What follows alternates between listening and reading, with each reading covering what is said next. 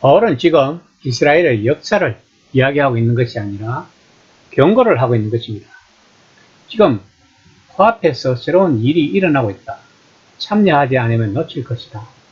하나님이 새로운 일을 하시는데 그 일은 오래전에 하나님이 계획하시고 약속하신 것이다. 그러므로 너희들은 이 새로운 일에 동참을 해야 한다고 말하고 있는 것입니다. 13장 27절 말씀입니다. 예루살렘에 사는 자들과 그들 관리들이 예수와 및 안식일마다 외우는 바 선지자들의 말을 알지 못하므로 예수를 정죄하여 선지자들의 말을 응하게 하였더라. 바울이 예수님의 부활을 이야기하기 위해서 예수님이 진정 다윗의 자손이라면 왜 예루살렘 사람들이 특히 그들이 지도자들이 그 사실을 놓치고 그분을 알아보지 못했는지를 설명하고 있습니다. 예루살렘 사람들과 그 지도자들은 안식일마다 낭독한 성경을 이해하지 못했고 오히려 그분을 정죄함으로써 그 성경의 약속이 성취되었다고 바울은 이야기하고 있습니다. 성경은 오실 메시아에 대해서 말했는데 그들이 그것을 이해하지 못했다는 것이 아닙니다. 성경은 오실 메시아가 자기 백성에게 거부당할 것이라고 말했는데 그들은 자신도 모르는 사이에 그 예언을 실현했다는 것입니다. 그러면서 바울은 시편을 인용합니다. 13장 33절 말씀입니다. 곧 하나님이 예수를 일으키사 우리 자녀들에게 이 약속을 이루게 하셨다 하며 시편 둘째 편에 기록한 바와 같이 너는 내 아들이라 오늘 너를 낳았다 하셨고 시편 2편은 하나님의 아들인 메시아의 새로운 탄생에 대해 말하고 있습니다. 그 메시아가 민족을 다스리고 심판하실 것이라고 말하고 있는 내용입니다. 35절 말씀입니다. 또 다른 시편이 일렀으되 주의 거룩한 자로 습금을 당하지 않게 하시니라 하셨느니라. 본문은 시편 16편을 인용하였습니다. 이 약속은 다윗과 관련된 이 인물이 죽기는 하겠지만 죽은 후에 육신에 일어나는 부패와 소멸을 겪지 않을 거라고 말하고 있습니다. 다윗에게는 그런 일이 일어나지 않았습니다. 그는 죽었고 묻혔으며 그 시신은 부패했습니다. 그러나 예수님은 그런 부패를 겪지 않으셨습니다. 예수님은 완전히 죽어서 장사되었다가 다시 일으켜지셨습니다.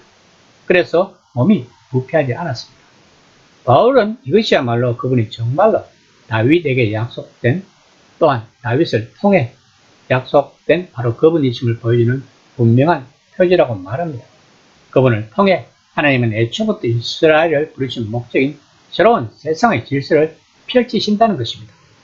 그러므로 예수님은 우리들을 위하여 오신 것이 아니라 하나님의 약속을 성취하기 위하여 오신 것입니다.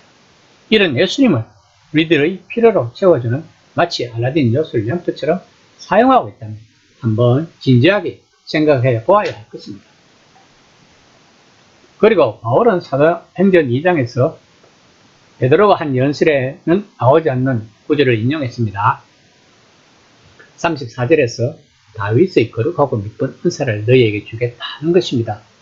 이 말씀 자체로만 보면 하나님이 다윗에게 하신 약속, 하나님이 신실하게 지키실 그 신성한 말씀이 이제 예수님 안에서 성취되었다는 말입니다. 그러나 이 구절은 이사야 55장 3절에서 인용한 것으로 그 종의 업적에 기초해 온 세상을 위한 새 생명이 시작될 것이라는 53장의 놀라운 약속과 그 결과로 언약이 갱신될 것이라는 54장의 맥락에서 등장합니다. 바울은 성경을 잘 알았지만 특히 이사야서를 잘 알았다고 합니다. 이사야서 55장 3절에 나온 다윗이 받은 약속이 성취되는 것의 요점은 이 약속이 이제 모든 사람에게 열려 있다는 것입니다. 이제는 한 사람 혹은 한 가족에 국한된 것이 아니라 모든 사람을 위한 것이라고 말하고 있는 것입니다. 바울은 하나님이 예수님 안에서 그리고 예수님을 통해서 자신의 약속에 신실하셨기 때문에 그 메시지가 이에 온 세상으로 퍼져나갈 수 있게 되었다고 말하고 있는 것입니다. 38절에서 39절 말씀입니다.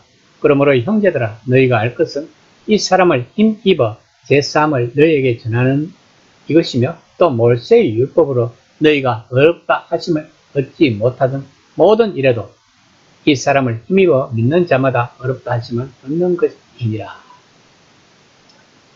하나님이 예수님의 죽음과 부활을 통해서 창조하시는 새 세상은 죄의 용서가 핵심이라고 바울은 지금 말하고 있습니다. 모든 죄가 그분을 통해서 해결된다는 것입니다. 하나님의 기록에는 당신을 공격하는 내용이 더 이상 없을 것이다. 당신은 어렵게 될 수 있고 어려움을 용서받았다는 선언을 받을 수 있고 온전하고 자유로운 하나님의 백성이 될 수 있다고 바울은 지금 해당에 있는 유대인과 경건한 이방인들에게 선포하고 있는 것입니다. 이 얼마나 좋은 소식입니까? 바울은 복음을 받아들이지 않으면 안 된다는 경고답니다. 41절 말씀입니다. 일러스되 보라, 멸시하는 사람들은 너희는 놀라고 멸망하라.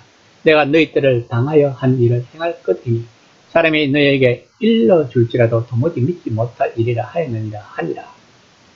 본문은 하박국 1장 5절을 인용한 말씀입니다.